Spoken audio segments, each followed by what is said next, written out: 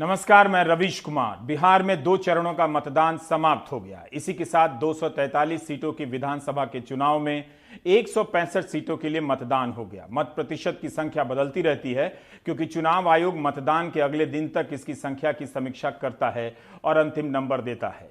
बिहार के चुनाव में महिला मतदाताओं की अलग से पहचान मानी जाती रही है।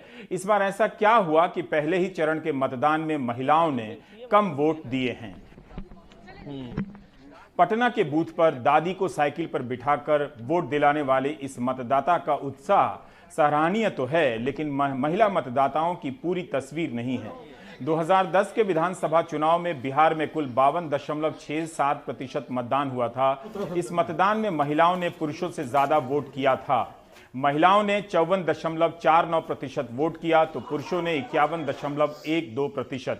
2015 के चुनाव में 56.66% वोट हुआ था, जिसमें से 60.48% वोट महिलाओं का पड़ा और 53.32% पुरुषों का। 2015 के चुनाव में महिलाओं का वोट पुरुषों से 7% अधिक हो गया था, लेकिन 2020 के चुनाव के पहले चरण में पुरुषों की तुलना में महिलाओं का वोट कम पड़ा है। 56.83% पुरुषों ने वोट दिया है तो महिलाओं का वोट पड़ा है 54.41%।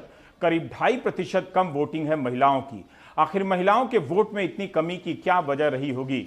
नीतीश कुमार और बीजेपी को लेकर उत्साह में कमी या कोरोना?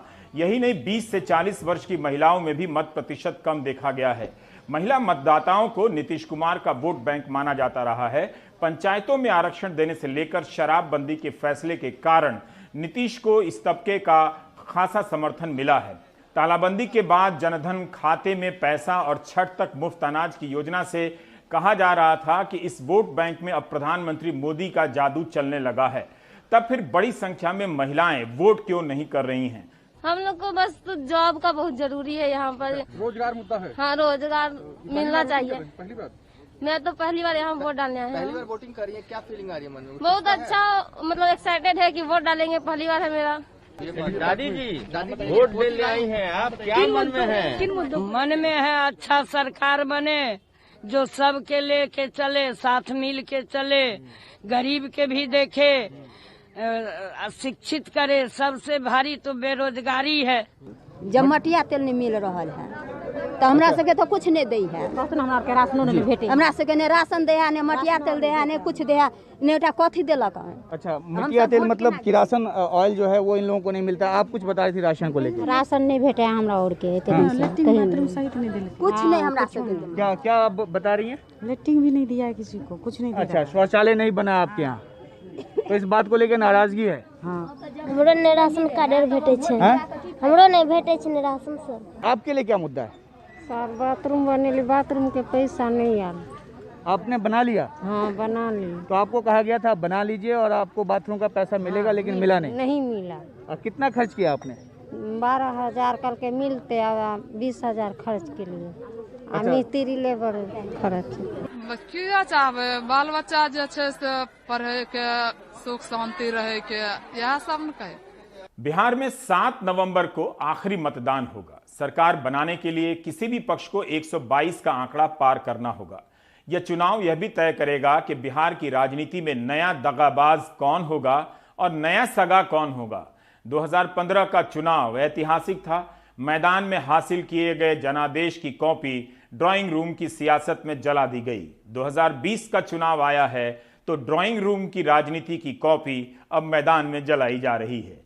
एनडीए का नया नाम निपटा दो अब की गठबंधन रख दिया जाना चाहिए। निपटा दो। इस गठबंधन के बाहर केमिस्ट्री के क्लास का बोर्ड लगा है, लेकिन भीतर क्लासरूम में फिजिक्स के दांव चले जा रहे हैं।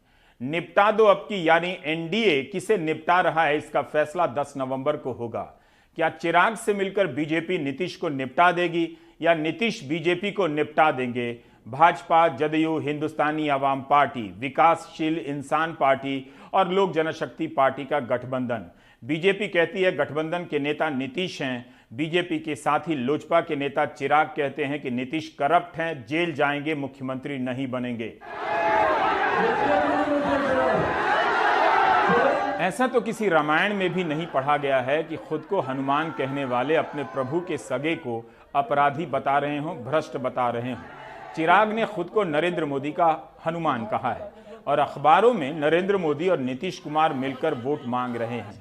बाहर से दिखता है कि चिराग नीतीश से लड़ रहे हैं, लेकिन चुनाव के बीच नीतीश की योजना नल जल को लेकर आयकर विभाग के छापे से लगता है कि चिराग के पीछे से भी कोई नीतीश से लड़ रहा है।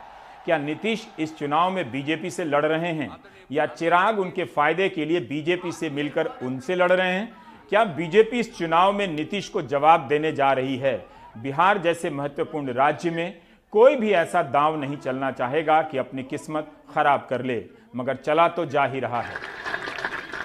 क्या बीजेपी का काडर जदयू के उम्मीदवारों को जिता रहा है? क्या जदयू के स्थानीय नेता बीजेपी के साथ जा रहे हैं? 2014 से ही बीजेपी और जदयू के कार्यकर्ता आमने सामने हो चुके थे। 2015 में भी आमने सामने रहे।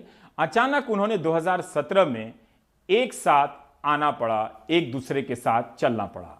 मौजूदा मुख्यमंत्री जी का प्रदर्शन, उनकी पार्टी का प्रदर्शन मुख्यमंत्री जी के हिसाब से अत्यंत निराशाजनक वाला होने वाला, और इसमें कोई संदेह नहीं है कि 10 तारीख के बाद मौजूदा मुख्यमंत्री कभी दोबारा इस प्रदेश के मुख्यमंत्री नहीं बनेंगे। इसमें 1% का भी अब कोई डाउट नहीं है। दूसरी तरफ महागठबंधन में कोई चिराग पासवान नहीं है। तेजस्वी यादव की पार्टी 144 सीटों पर लड़ रही है। इस बार लेफ्ट को 29 सीटें मिली हैं, जिसमें से 21 सीटें सीपीआई एमएल यानी माले को है और बाकी सीटों पर सीपीआई सीपीएम भी चुनाव में है। क्या लेफ्ट का काडर वोट महागठबंधन की जीत की तरफ की मार्जिन को बढ़ा देगा और महागठबंधन के वोटों के दम पर इस बार माले का प्रदर्शन बेहतर होगा? कहा जा रहा है कि माले का प्रदर्शन अच्छा हो सकता है।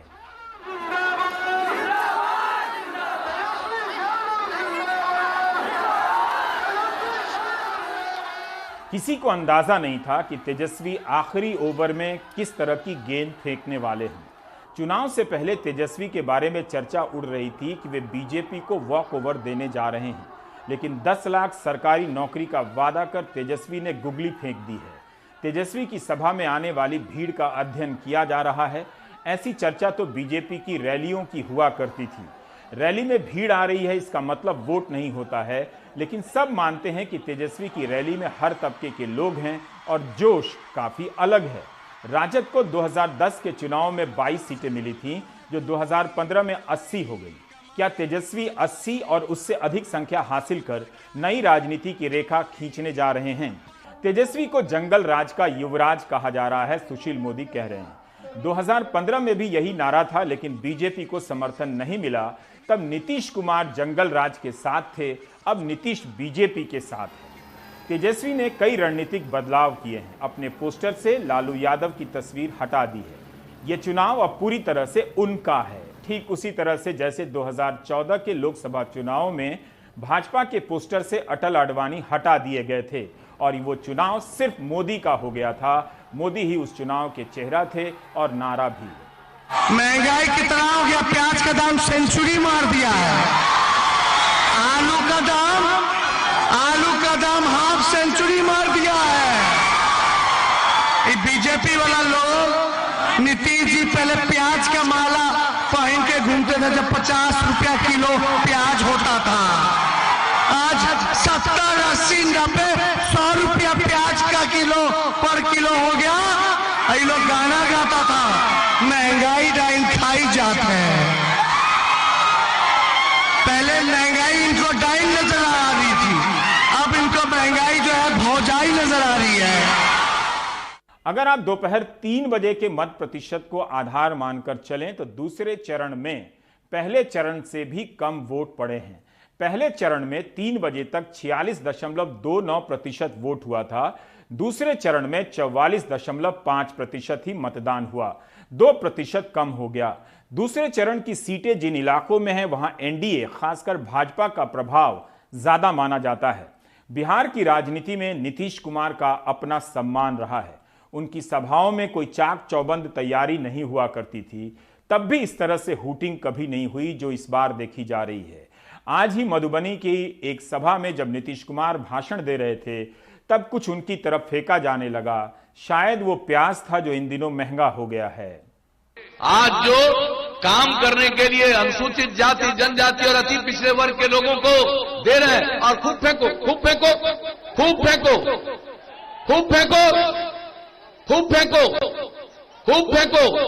छोड़ दीजिए इसको, छोड़ दीजिए, किसी पर ध्यान मत दीजिए। आप समझ सकते हैं ना, समझ सकते हैं, इसलिए जान लो और मालूम हो जाएगा रोजगार का कितना अवसर पैदा होगा। आज प्रधानमंत्री सहरसा में रैली कर रहे थे। उसी सहरसा के बारे में हमने प्राइम टाइम में दिखाया था कि कैसे यहां के सदर अस्पताल में आईसीयू मशीनें हैं और चालू नहीं हैं। 2013 में हार्ट केयर का उद्घाटन हुआ था इस अस्पताल में, मगर 7 साल बाद भी आईसीयू चालू नहीं हुई, जबकि स्वास्थ्य मंत्री मंगल पांडे भाजपा के ही हैं। इस पर प्रधानमंत्री ने कुछ नहीं कहा, लेकिन ये कह गए कि जंगल राज के साथी चाहते हैं कि आप भारत माता की जय व जय श्री राम ना बोलें। क्या तेजस्वी को घेरने के लिए यही सब हथियार बच गए हैं कि उनकी सरकार आएगी तो भारत माता की जय और जय श्री राम कोई नहीं बोल पाएगा? बिहार को जंगल राज बनाने वालों के साथी, उनके करीबी चाहते, क्या चाहते आपको पता है? वो चाहते हैं आप भारत माता की जय के नारे न लगाएं। सोचिए, हमारा देश, हमारी भारत माता, लेकिन ऐसे भी लोग हमारे सामने हैं जो भारत मां की जय बोलने से इनको बुखार आ जाता है। सोचिए, छठी मैया को पूजने वाली इस धरती पर जंगल राज के साथी चाहते हैं कि भारत मां की जय के नारे ना लगे। वो चाहते हैं आप जय श्री राम भी ना बोले। बिहार के चुनाव प्रचार में मां भारती का जयकारा करना इन लोगों को रास नहीं आ रहा। अब आपको फ्लैशबैक में ले चलता हूं। मनमोहन देसाई की फिल्मों ने फ्लैशबैक को लेकर जो समझ दी है उससे काफी फायदा हो रहा है। 25 अप्रैल 2019 को दरभंगा में प्रधानमंत्री और नीतीश कुमार एक ही मंच पर थे। लोकसभा का चुनाव था। प्रधानमंत्री ने भारत माता और वंदे मातरम का नारा लगाया। भारत माता की जय कहा, वंदे मातरम का नारा लगाया, तो नीतीश कुमार ने नहीं लगाया। पहले सुन लीजिए, फिर बताता हूं कि इतनी बड़ी गुस्ताखी करने के बाद प्रधानमंत्री ने क्या किया। भारत माता की, भारत माता की, भारत माता की, वंदे वंदे वंदे वंदे वंदे वंदे वंदे वंदे वंदे वंदे वंदे वंदे।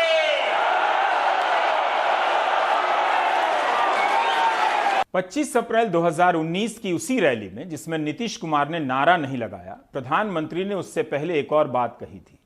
सवाल करने के अंदाज में कहा था कि जिन लोगों को भारत माता की जय और वंदे मातरम के नारे से दिक्कत हो, उनकी जमानत जब्त हो जानी चाहिए या नहीं। चलिए फ्लैशबैक में चलते हैं। हमारे लिए तो भारत माता की जय, यही हमारी भक्ति है, और वंदे मातरम का उद्घोष ये हमारे जीवन की शक्ति है। लेकिन कुछ लोगों को इससे समस्या है। भारत माता की जय और वंदे मातरम से दिक्कत है। क्या ऐसे लोगों की जमानत जब्त होनी चाहिए कि नहीं होनी चाहिए? साथियों, यही वो लोग हैं जिन्हें भारत की बात करने से भी शिकायत है। बताइए, जो वंदे मातरम का नारा नहीं लगा रहे थे, उनके साथ प्रधानमंत्री वोट मांग रहे थे एक ही मंच से और कह रहे थे कि जिन्हें दिक्कत है उनकी जमानत जब्त हो जानी चाहिए। यही नहीं, जब इसे लेकर विवाद हो गया तो प्रधानमंत्री ने ही उसके बाद की 2 रैलियों में वंदे मातरम का नारा छोड़ दिया। दरभंगा के बाद 30 अप्रैल को मुजफ्फरपुर में वंदे मातरम का नारा प्रधानमंत्री ने नहीं लगाया। 4 मई को जब वाल्मीकि नगर में वंदे मातरम का नारा नहीं लगाया, तब हमने प्राइम टाइम किया था। फ्लैशबैक में देखिए। मेरे साथ बोले, भारत माता की, भारत माता की, भारत माता के बहुत बहुत धन्यवाद।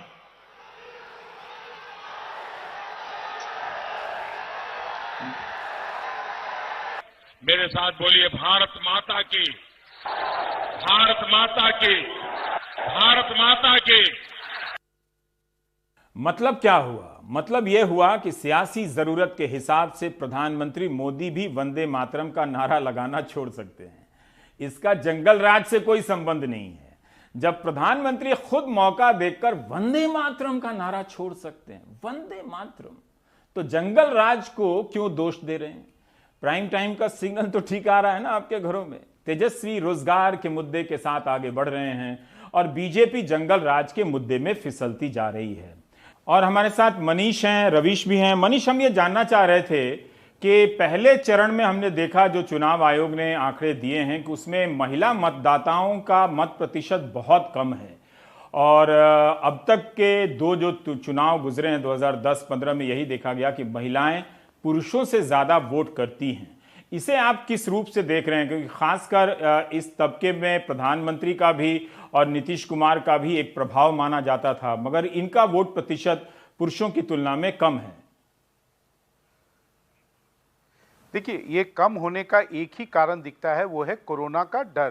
क्योंकि जो पुरुष घर से निकल रहे हैं, हालांकि मैं आपको बता दूं कि आप नीतीश कुमार की सभाओं को देखेंगे तो हर सभा में कम से कम 300 महिलाएं तो आपको जरूर देखने को मिलेंगी।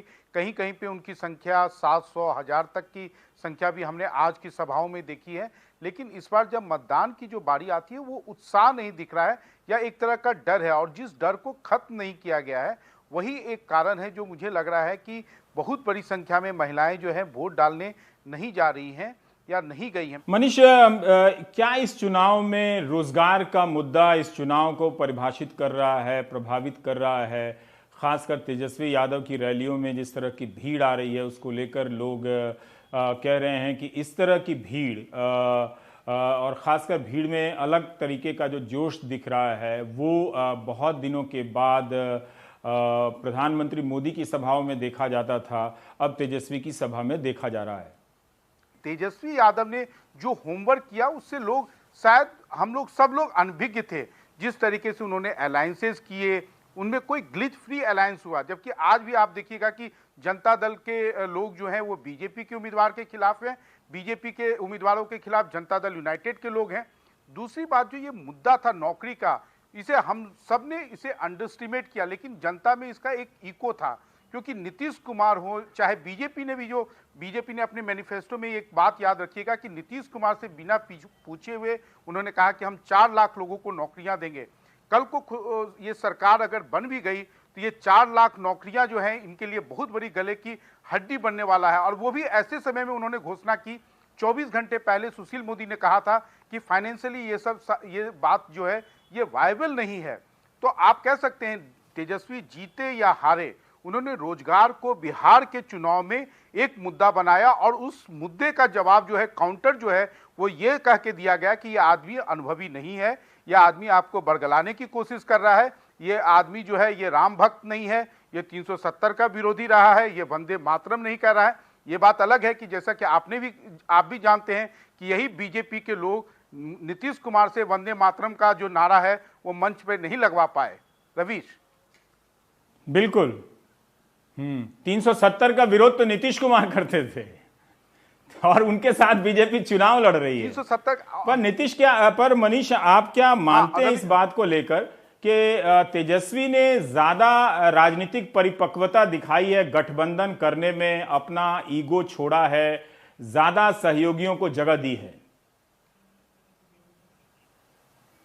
देखिए, निश्चित रूप से हमें किसी को, जैसा मैंने कहा कि हम लोग सबने ये जो CPI-ML के साथ, CPI CPM के साथ जो अलायंस था, सबको लगता था कि इन्होंने अपनी सीटें दे दी, कांग्रेस पार्टी को 70 सीटें दी, नहीं दी जानी चाहिए थी। लेकिन जब जमीन पे जब चुनाव का पूरा कैंपेन उतरा तो सबको लगने लगा कि नहीं, ये काफ़ी फायदेमंद है। और शायद वो उपेंद्र कुशवाहा और मुकेश मल्ला को जो उन्होंने जानबूझकर ऑफलोड किया था अपने अलायंस से, वो सारा चीज़ जो है वो सही था। लेकिन दूसरा मैं आपको बताऊं, बिहार में जीते, भले एनडीए जीत जाए, क्योंकि उनके पास में जो वोटों का जो एक पूरा कुनबा है या जो सामाजिक समीकरण है, वो महागठबंधन के वोट बैंक के ऊपर में भारी पड़ता है। लेकिन रवीश, मैं आपको ये बताने जा रहा हूँ कि जब 2010-2015 में नीतीश जीतते थे, उस समय वो एक चैलेंजर की भूमिका में होते थे। वो लालू यादव को चुनौती देते थे, साथ ही साथ वो अपने वोटरों को ये मैसेज देते थे कि देखो, मैंने नरेंद्र मोदी को कैंपेन नहीं करने दिया। 2015 में आपको याद हो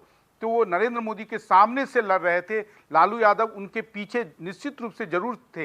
लेकिन आज का जो नीतीश कुमार है वो तेजस्वी यादव से लड़ रहा है और वो मुद्दों पे बात नहीं कर रहा है। वो ये कहता है कि 15 साल पहले का सरकार अगर आ गया वापस, तो अगर ऐसी चूक तुमने की तो फिर से वो दिन लौट के आ जाएंगे। यानी कि उनको डर दिखाना पड़ रहा है। उनके पास अपने काम का ऐसा, उनके पास 5 ऐसे काम नहीं है, क्योंकि हर आदमी ये जानता है कि उन्होंने जो असल काम किया था वो शुरू के 5 सालों में किया था।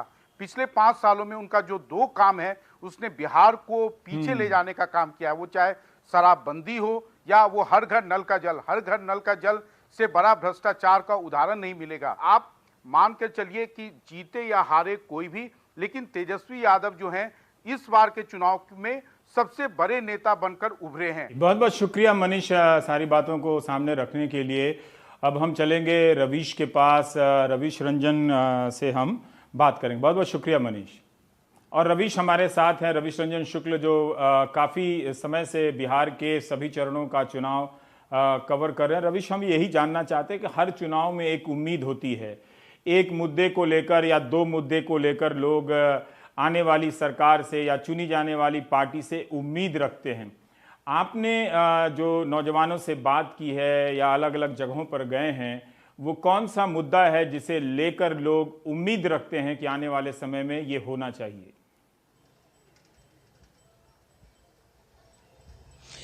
जी देखिए रवि जी, सबसे बड़ी बात है कि इस वक्त हर जगह पर हमने देखा कि खास तौर पर जो नौजवान हैं उनके बीच में रोजगार को लेकर जो है वो बहुत सारी चर्चा चलती है और उन्हें सरकार से उम्मीद है कि जो भी सरकार नहीं आएगी वो रोजगार सृजन के मामले पर आगे बढ़ेगी। कई सारे लोगों से हमारी बात हुई, उनका ये कहना था कि सड़क और बिजली के मामले में तो काम हुआ है, लेकिन अब जो है वो रोजगार चाहिए और ख़ास तौर पर जो है वो यहाँ पर अगर हम बात करें तो बिहार में तो उद्योग धंधे जो है वो लगने चाहिए, तो उसके ऊपर में उनका खास फोकस है। और ये इस चुनाव में जो है वो रोजगार और साथ में जो शिक्षा का मामला है, क्योंकि तमाम सारे जो विश्वविद्यालय हैं बिहार में उनमें जो है वो पाठ्यक्रम लेट चल रहा है, तो ये भी एक जो है वो नौजवानों के बीच में चर्चा का विषय है। और तीसरी बात जो है कि जो लोग बाहर से लौटे हैं लॉकडाउन में, उनका ये कहना है कि लॉकडाउन में जब वो दिल्ली और बंबई से लौट रहे थे तब उन्हें कोई सुविधा नहीं मिली है, तो उनका ये कहना है कि उनके गाँव पे ही जो है वो रोजगार का सृजन या तो किया जाए या फिर उन्हें कोई ऐसा प्रशिक्षण दिया जाए ताकि उन्हें गांव के भीतर ही जो है वो काम मिल जाए। तो इन सारे मुद्दों को लेकर जो है वो लोग बहुत ज़्यादा चर्चा कर रहे हैं। और इस चुनाव में ख़ास बात ये रही है कि इस बार जाति और जो धर्म का कार्ड है वो यहाँ पर नहीं चल रहा है। चुनाव में रोजगार, शिक्षा और स्वास्थ्य के मुद्दे पर ज़्यादा चर्चा लोग कर रहे हैं। रवीश, इस तरह की राजनीति अब हो गई है कि मतदाताओं का एक हर दल के साथ एक निष्ठावान मतदाता जुड़ा हुआ है। क्या आपको बात करते हुए किसी भी दल के प्रति जो बनी हुई निष्ठा है, उस निष्ठा में, लॉयल्टी में आपको बदलाव दिख रहा है?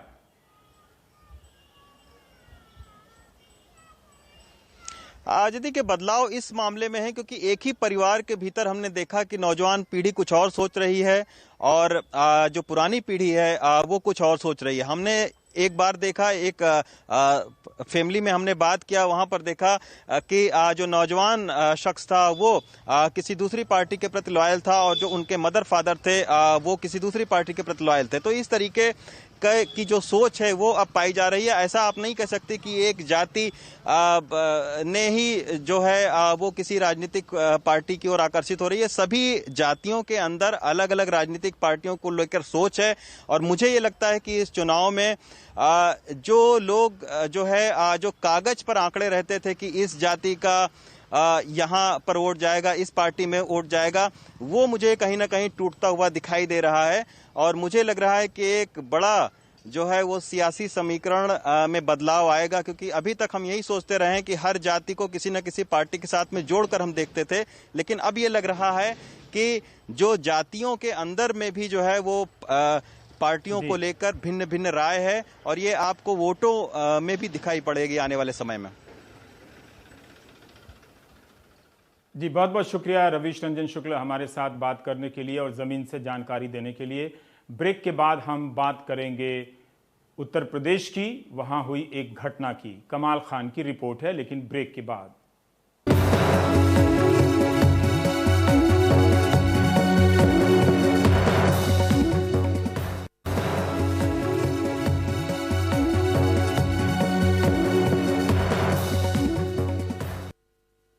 सामाजिक सद्भाव के लिए काम करने वाले फैसल खान को मथुरा के एक मंदिर के कंपाउंड में नमाज पढ़ने के बाद धार्मिक नफरत फैलाने के आरोप में गिरफ्तार कर जेल भेज दिया गया। फैसल को मुरारी बापू सद्भावना पुरस्कार दे चुके हैं। वो मथुरा में हिंदू मुस्लिम एकता के लिए 84 कोसी परिक्रमा कर मंदिरों में दर्शन कर रहे थे। उनके ऊपर एफआईआर करने वाले पुजारी का एक वीडियो वायरल हो रहा है, जिसमें फैसल उनसे धर्म पे चर्चा कर रहे हैं और वो फैसल को वहां रुकने की दावत दे रहे हैं। कह रहे हैं कि उनसे मिलकर बहुत प्रसन्न हैं। फैसल कहते हैं कि नमाज का वक्त होने पर उन्होंने पुजारी की इजाजत से वहां कंपाउंड में ही नमाज अदा की थी। फैसल खान अब्दुल गफ्फार खान के संगठन खुदाई खिदमतगार में काम करते हैं। उनकी गिरफ्तारी का मथुरा से अयोध्या तक तमाम साधु संतों ने विरोध किया है। इन्हें देख साहिर लुधियानवी का वो गीत याद आता है कि यह मस्जिद है वो बुत खाना, चाहे ये मानो चाहे वो मानो। और भारत भूषण पंत का वो शेर भी कि 2 दिनों की जिंदगानी कुफ्र क्या इस्लाम क्या, एक दिन काबे में सजदा बुत परस्ती एक दिन। लेकिन इसके लिए फैसल को सांप्रदायिक नफरत फैलाने, मंदिर को अपवित्र करने और लोक शांति भंग करने के इल्जाम में जेल भेज दिया गया। फैसल पे एफआईआर कराने वाले पुजारी कान्हा गोस्वामी से उनकी धर्म चर्चा की वीडियो वायरल हो रही है, आप भी देखिए। मेरा नाम है फैसल खान और ये हैं आलोक, ये है मोहम्मद चांद, वो है नीलेश। हम लोग सद्भावना हो, हाँ, तो इसके लिए राम ही केवल प्रेम प्यारा, जान ले हसो जानन हार। तो प्रेम है, यही धर्म है। प्रॉफिट मोहम्मद से पूछा खैरुन्नास, सबसे बढ़िया इंसान कौन है? तो आपने ये नहीं कहा जो टोपी लगाए, जो गाड़ी के, मैं यनफउन्नास, जिससे इंसानों को अधिक फायदा हो, वो अच्छा है।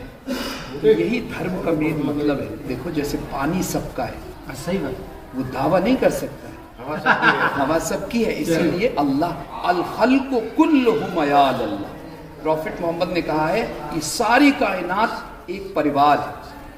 तो इसीलिए निकले। कृष्ण तो सबके हैं, उनकी मोहब्बत सबकी है। कई लोग कह भी रहे थे ये समय सही नहीं है, तो मैंने कहा यही समय सही है। इस टाइम देश को और दुनिया को पूरी भारत के जरिए सद्भावना और मोहब्बत की वसुधैव। धर्म अगर सत्य है तो वो जोड़ेगा, और अगर उसमें वो धर्म के नाम पे मैं मस्जिद जाने के बाद और संकीर्ण हो रहा हूँ, तो फिर मेरी मस्जिद को बुल्ले शाह कहते ढा दो, मंदिर ढा दो, मस्जिद ढा दो। जैसे एक अस्पताल है, उसमें आदमी सही होने जाता है। हाँ, बराबर। तो धर्म का यही जो सच्चा रूप है वो ये है कि हम एक दूसरे का दर्द, एक दूसरे की करुणा, एक दूसरे की तकलीफ, उसको बर्दाश्त करें।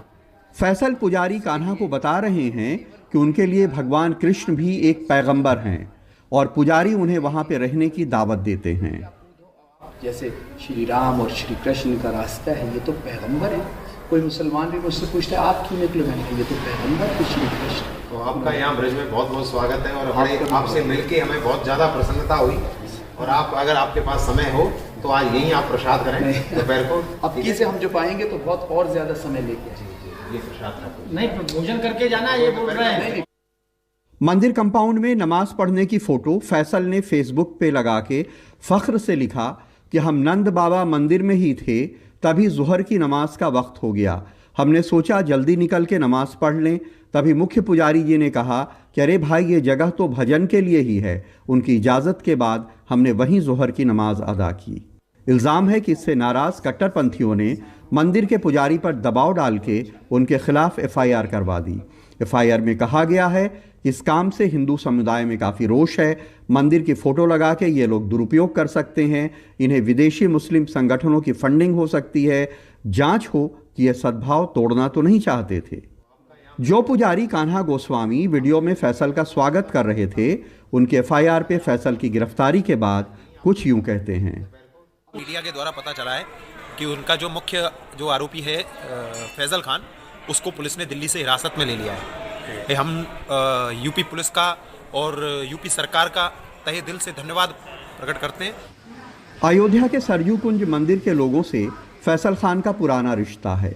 वो मेधा पाटकर, संदीप पांडे और इस मंदिर के साधुओं के साथ दिल्ली से हरिद्वार तक गंगा स्वच्छता यात्रा भी निकाल चुके हैं। मंदिर के महंत उनकी गिरफ्तारी से नाराज हैं। फैसल खान हमारे यहाँ तमाम बार आ चुके हैं और यहाँ नमाज भी पढ़ चुके हैं और मंदिर में भी पूजा आरती में भी खड़े होते थे।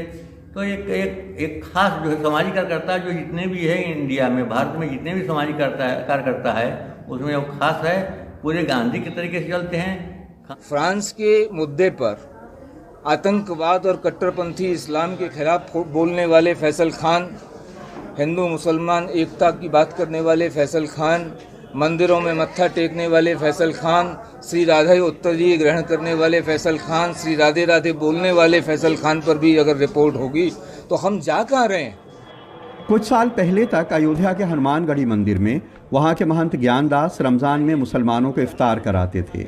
मंदिर के हाथे में अजान होती, नमाज होती और फिर साधु संत रोज़ेदारों को पंगत में बिठा के इफ्तारी परोसते और उनसे गले भी मिलते। तब यूपी पुलिस कुछ गड़बड़ रही होगी शायद, जिसने उन्हें इस अपराध में जेल नहीं भेजा। एक बहुत खूबसूरत शेर है कि बेखुदी में हम तो तेरा दर समझकर झुक गए, अब खुदा मालूम काबा था कि वो बुतखाना था। लेकिन आज के तारीख में यूपी पुलिस ऐसा शेर कहने वाले को सांप्रदायिक नफरत फैलाने के इल्ज़ाम में जेल भेज सकती है। जाहिर सी बात है, सूफियों के वैल्यूज़ और यूपी पुलिस के वैल्यूज़ में इतना अंतर होना स्वाभाविक है। मथुरा में सौरभ, अयोध्या में प्रमोद और लखनऊ में कैमरामैन राजेश गुप्ता के साथ कमाल खान, NDTV इंडिया।